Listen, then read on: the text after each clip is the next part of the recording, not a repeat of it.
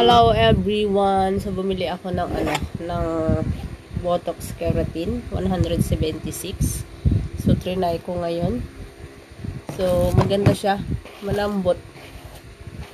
Para sa mga damaged hair, dry hair, meron siyang Botox Keratin and collagen. So maganda siya, 100 ml siya kasi hindi ako makaligo kung wala akong mga ganito hair mask or conditioner kasi yung buhok ko pag walang conditioner sobrang anong tawag doon, ang hirap suklayin. So malambot siya, guys. Sulit na yung yung 176. So bili na kayo ng ganito sa mga damaged hair, dry hair. Ito na yung aking hair do. Tapos kung maglagay ng hair mask, malambot siya.